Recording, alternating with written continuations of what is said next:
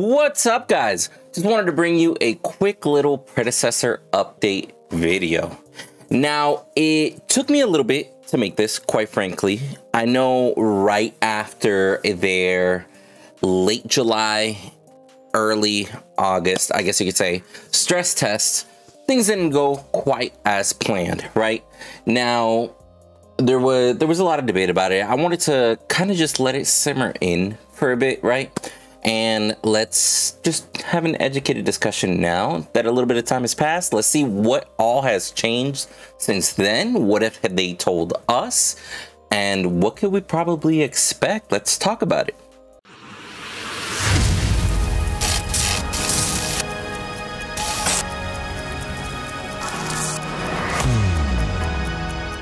All right, so here's the first thing that we're gonna look at. Now, we all know that the stress test server did not go quite as planned, but it was a stress test server, right?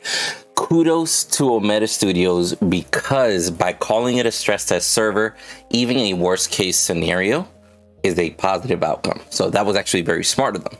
Now, I want to talk about mainly how they addressed the community, what they told us, and we'll see what else has been posted from there, right? So the first thing that we see is they just titled it Stress Test Servers August 1st, 2021 with a picture of the Fae.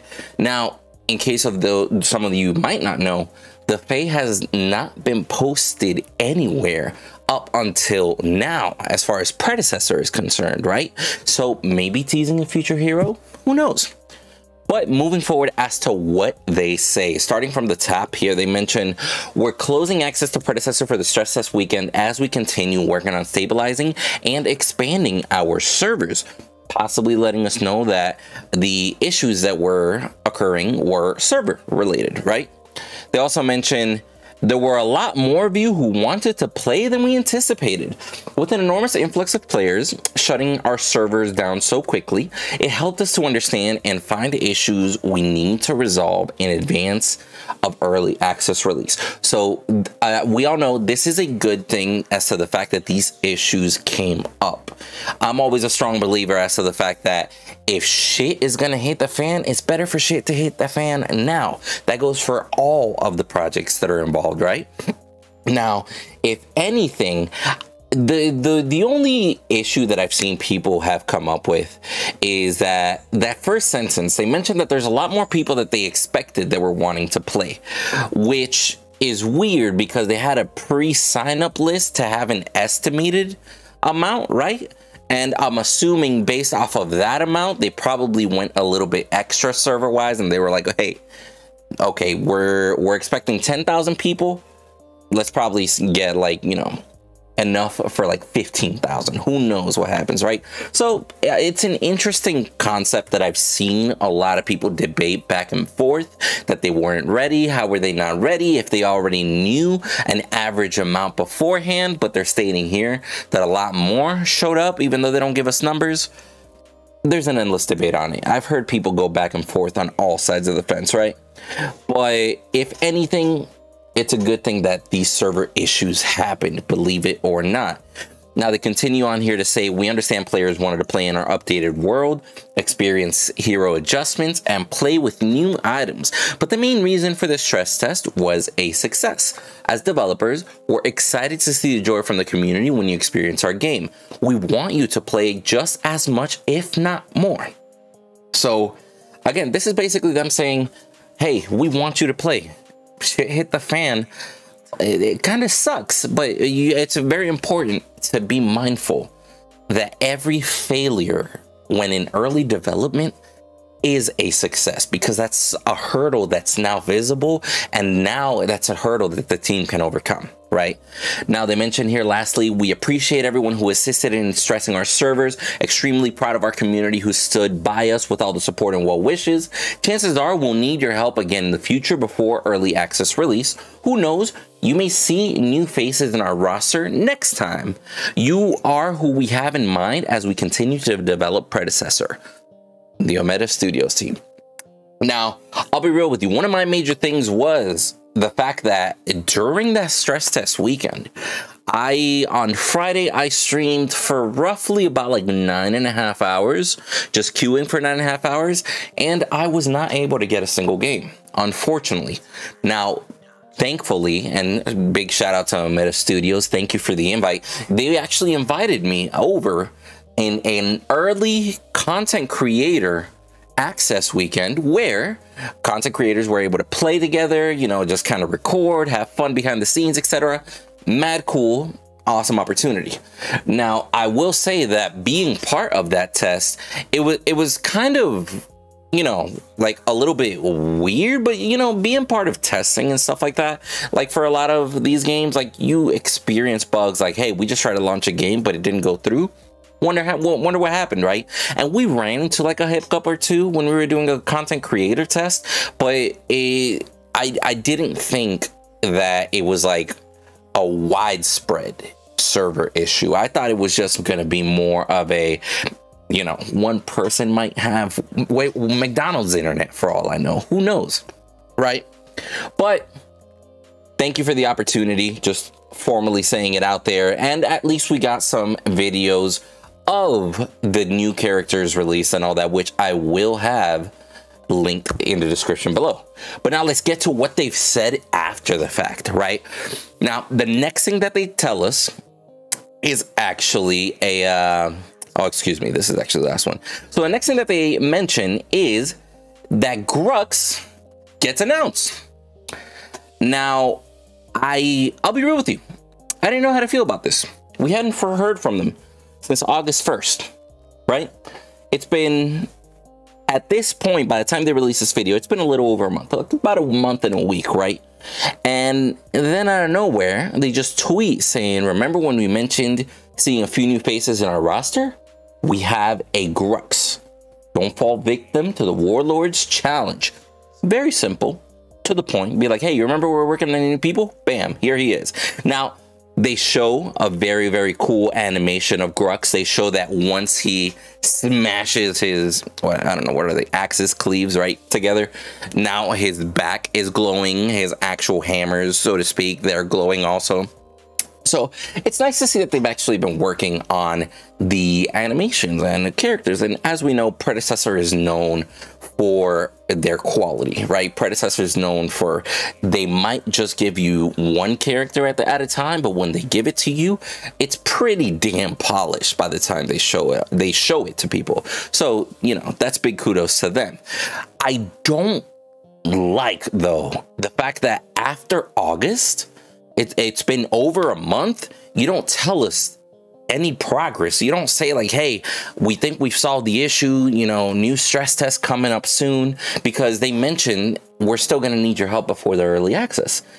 So they don't really necessarily mention anything progression wise. They don't mention anything like, hey, we're still on track to meet early access by the end of the year or whatever, which is what they're aiming for, but it's not a guarantee. It's worth saying that specifically. But yeah, so then they announced Grux. I'm glad Grux is added. That's just not necessarily the news that I would have wanted to hear from them, right? So that was September 10th. And then fast forward 10 days, the next update that they give to the community is just artwork. Which, by the way, if you guys have not seen this artwork is dope as hell. Dope as hell, excuse me. Like, check this out. Whoever drew this, I am digging these vibes. Like, this is dope artwork. If you want to go ahead and download it, you can go to their tweet and access it right there. But they mentioned Grux doesn't smash and grab just anyone. Who was on the mountaintop that day? We would love to hear your theories. Almost implying that there's another hero that might be on the mountaintop. I don't know what other heroes could probably be, like would have a reason to be on a mountaintop, right? I mean, you guys let me know in the comments down below. But they also mentioned you can download the wallpaper from their media section in their website. So go download it if you wish. Cool picture again. But again, at this point, 10 days after, I expected a little bit more than, hey, we have a wallpaper for you, right? So, you know, question mark is a way I would put it, but it's cool to see. right? And then we now get to September 24th. Now, at this point, it's almost been 2 months since the stress test, right? And the only thing that they post is, what is your favorite role to play in Predecessor? And people vote. I'm a dual lane main, carry support, so you know your boy voted for that. But I'll be real with you, that's it. That's literally all they've posted. And maybe this is just more of data acquisition, so they can see from there. It's like, hey, should we tease a carry? Should we tease a support?